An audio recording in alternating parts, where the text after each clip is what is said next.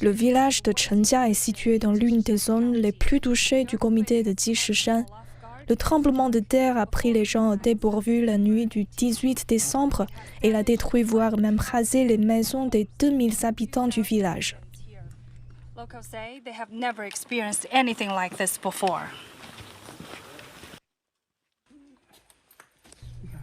Les maisons en adobe sont courantes dans les villages du nord-ouest de la Chine.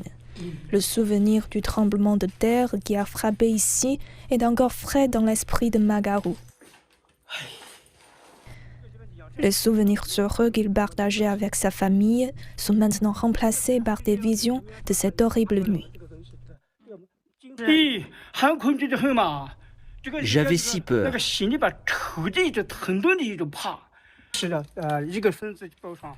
J'ai porté mon petit-fils et l'ai installé ici. Et ensuite, je suis venu aider mon épouse qui avait déjà chuté car des choses sont tombées sur elle.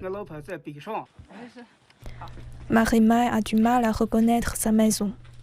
La porte de sa chambre ne s'ouvre plus et l'électricité reste coupée, ce qui l'oblige à dépendre d'un centre voisin mis en place par les autorités. La nuit du tremblement de terre, Hema et sa famille, qui compte parmi elles un bébé de 40 jours et une femme de 80 ans, ont dû passer par une fenêtre pour s'échapper dans l'obscurité.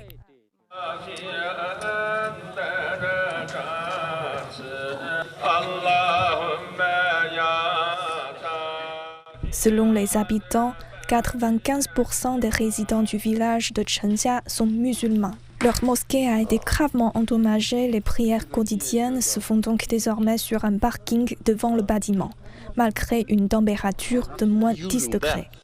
La mosquée a été construite en 2002 et rénovée en 2007. Elle était supposée durer plus longtemps. Il fait trop froid pour prier dehors et il fera trop chaud en été. Les dégâts sur la mosquée perturbent réellement notre vie. Nous espérons que le gouvernement nous aidera à reconstruire vite. 22 personnes sont mortes la nuit du tremblement de terre.